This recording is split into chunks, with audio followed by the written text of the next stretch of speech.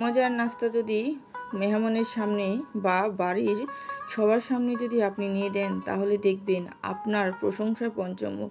আসসালামু আলাইকুম, আমি আজকে দেখাবো একদম ইউনিক একটা নাস্তা রেসিপি। আমি এখানে 1 কাপ ময়দা নিয়ে নিলাম আর সামান্য উপকরণে আমি আজকে এমন একটা নাস্তা রেসিপি তৈরি করব, আশা করি আপনাদের ভালো লাগবে। তো আমার ভিডিওটি সঙ্গেই থাকুন। তারপর দিয়ে দিলাম এখানে একটা ডিম। আর এখানে উপকরণ হিসেবে কিন্তু খুব বাড়তি জিনিস লাগবে না, আপনার দৈনন্দিন কাজে যা ঘরে উপকরণ থাকে সেগুলো দিয়ে আমি আজকে এরকম মজার একটা নাস্তা রেসিপি তৈরি করব। তারপর ডিমটা দিয়ে ময়দাটা দিয়ে ভালোভাবে সুন্দর করে ফেটে নেব। আর এখানে আমি চিনি দিয়ে দিলাম, আপনাদের মিষ্টি অনুযায়ী আপনারা দিয়ে নেবেন। তারপর দিয়ে দিলাম আরেকটু পরিমাণে চিনি, যেহেতু আমি পিঠাটা মিষ্টি করব আর কি নাস্তা রেসিপিটা, সেই জন্য। আর আপনি এটা পিঠা বা নাস্তা যাই বলুন না কেন, সব কিছুই বলা যায়। এটা খেতে যে কত মজাদার, একটা খেলে মনে হবে বারবার আরও খাই। একবার বাড়িতে বানিয়ে ট্রাই করে দেখুন। তারপর আমি অল্প পানি দিয়ে ভালোভাবে সুন্দর করে আরও কিছুক্ষণ সময় নিয়ে ফিটে নেব। আর এটা যত ভালোভাবে ফিটে নেবেন ততই দেখবেন বানানোর সময় একদম সুন্দর হয়ে ফুলে উঠবে।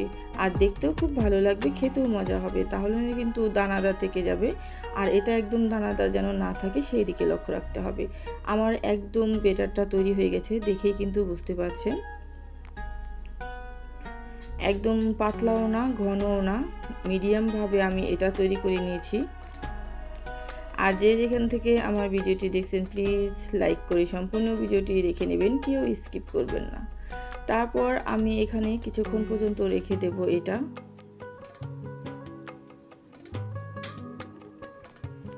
কিছুক্ষণ পর রেখে দেওয়ার পরে আমি এখন এটাকে তৈরি করে নেব। তার জন্য আমি একটা প্যান বসিয়ে দিলাম কড়াইতে। কড়াইটা গরম হয়ে গেছে। তারপর আমি বিসমিল্লাহর নাম করে দিয়ে দেব বিসমিল্লাহ।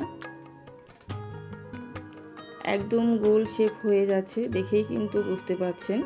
তারপর আমি এখানে জাস্ট একটা ঢাকনা দিয়ে ঢেকে দেব এটা হওয়ার জন্য। তারপর আমি এই ঢাকনাটা কিছুক্ষণ পর তুলে নিচ্ছি, দেখুন। আর খুব একটা কিন্তু সময় লাগে না, একদম ইজিভাবে আপনি পিঠাটা তৈরি করে নিতে পারেন। তারপর আমি জাস্ট এই পিঠ করে উল্টিয়ে দিলাম। এইভাবে হালকা হালকা করে আপনি একটু নেড়ে নেবেন। আর এখানে কিন্তু তেল লাগছে না, কিছুই লাগছে না, একদম ঝামেলা ছাড়া এরকম মজার একটা নাস্তা আপনি তৈরি করে নিতে পারেন। দেখবেন ছোট বড় সবাই একদম খা খা করবে, মানে একদমই খেতে চাইবে বেশি। আপনি বানিয়ে দিতে পারবেন না, আর কি সময় থাকবে না।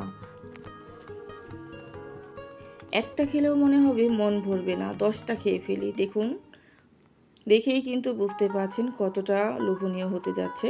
তারপর আমি যে বাকি বেটারগুলো আছে সেই একই প্রসেসে আমি একটা একটা করে এই নাস্তাটা তৈরি করে নেব। আমি আবার এইভাবে ঢাকনা দিয়ে জাস্ট ঢেকে দিলাম। এইভাবে আমি এক এক করে বাকি সবগুলো নাস্তা তৈরি করে নেব। আমি খুলিয়ে দিলাম। এটাকে এখন হালকা করে জাস্ট উল্টিয়ে দেব। দেখেই কিন্তু বুঝতে পারছেন খুব একটা সময় লাগে না, খুবই ইজিভাবে আপনি এই নাস্তাটা তৈরি করে নিতে পারেন। দেখুন, হয়ে গেল। খুব একটা কিন্তু তাড়াহুড়া লাগলো না, একদম অল্প সময়ে ঝটপটভাবে আপনি এটা বাচ্চাদের খেচো টিফিন তৈরি করে দিতে পারেন। বাচ্চারাও এটা ভীষণ পছন্দ করে থাকবে। এটা সব ক্ষেত্রেই খেতে পারেন, টিফিন বলুন নাস্তা বলুন। আর এখন যেহেতু ঈদ স্পেশাল, ঈদের সময় দেখবেন মেহমান যদি বাড়িতে আসে তাহলে একটা বানিয়ে যখন খাওয়াবেন তখন বলবে আরও দাও আরও দাও। তারপরে এভাবে আমি সবগুলো নাস্তা তৈরি করে নিচ্ছি।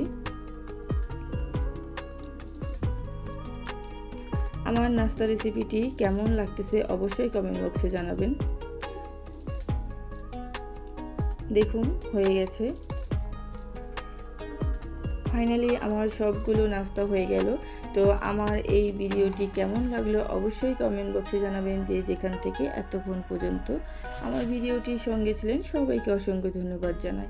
আর এরকম মজার মজার নাস্তা রেসিপি যদি দেখতে চান তাহলে যারা চ্যানেলে নতুন আছেন প্লিজ চ্যানেলটি ফলো করবেন, আর চ্যানেলটি সাবস্ক্রাইব করে বেল আইকনটি প্রেস করে পাশে থাকবেন। তারপর দেখুন নাস্তাগুলো কিন্তু খুবই লোভনীয় মনে হচ্ছে, মাশাআল্লাহ খুবই সুন্দর হয়েছে। আশা করি আপনাদেরও ভালো লেগেছে। মজার মজার নাস্তা তৈরি করে খাওয়ান, দেখবেন আপনার কথা ভুলতে পারবে না একবার যাকে এই রকম নাস্তা খাওয়াবেন। আর সবাই ভালো থাকবেন, সুস্থ থাকবেন। সবাইকে আল্লাহ হাফেজ।